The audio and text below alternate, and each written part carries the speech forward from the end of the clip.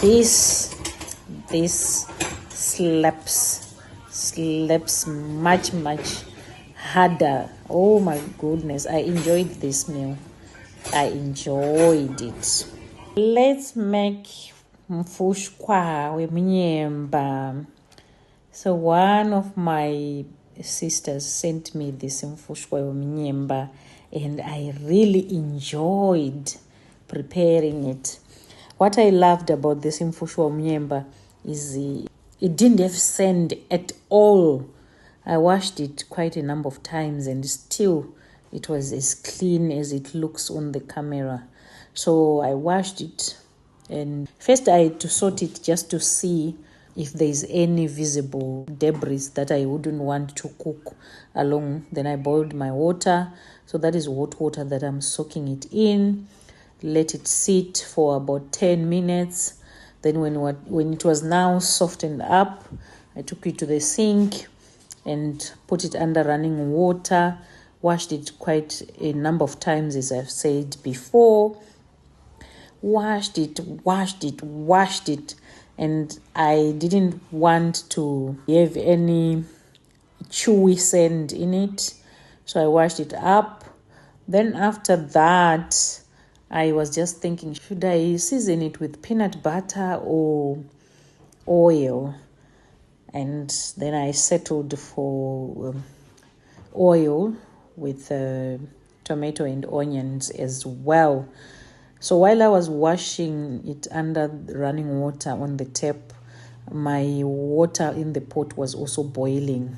So I then transferred it to the pot and let it boil for about 30 to 45 minutes on very slow heat.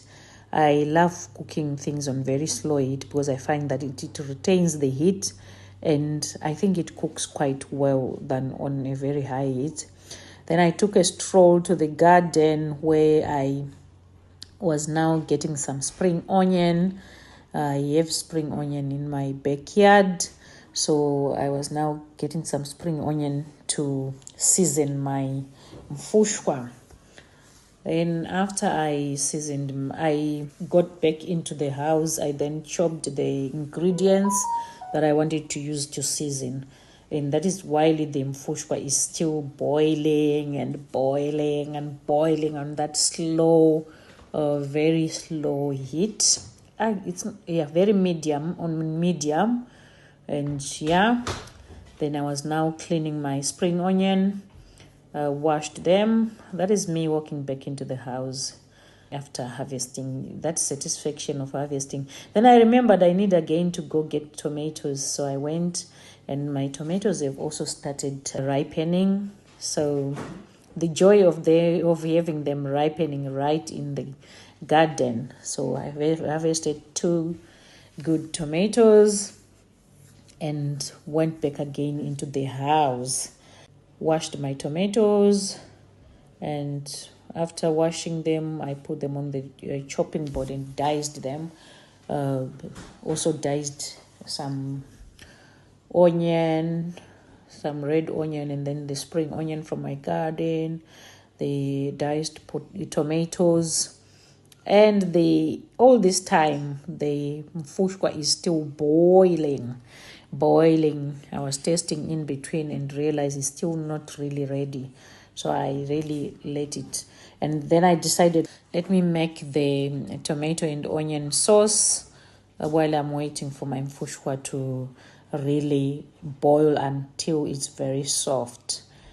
Then I decided again, while the tomato and onion sauce was ready, I then decided, let me make my sadza. And it was again another time to decide, do I want the white sadza or sadza rezviyo? And I said, I think mufushwa will slap much better with the sadza rezviyo, that is rapoko sadza, the brown sadza.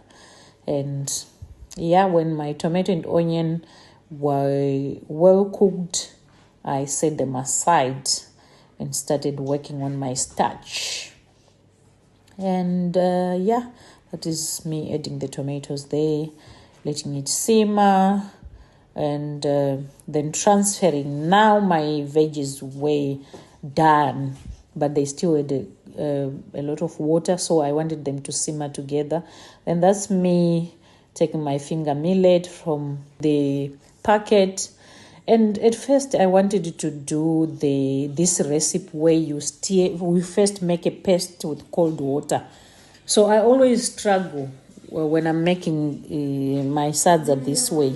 Sometimes I get it right, sometimes I don't get it right. So I thought I got it right, but I realized I made too much and the pot was too small. So I ended up transferring to a really bigger pot. As you can see, it got really quite thick, so I ended up transferring to a bigger pot. After transferring to a bigger pot, I got a good smooth consistency, and I allowed it to simmer. And look at the final product. That is my mufushwa wemunyemba and Sadza rezviyo. I enjoyed this. I enjoyed this. This slaps much harder. Oh my goodness, I enjoyed this meal. I enjoyed it. See you in the next video.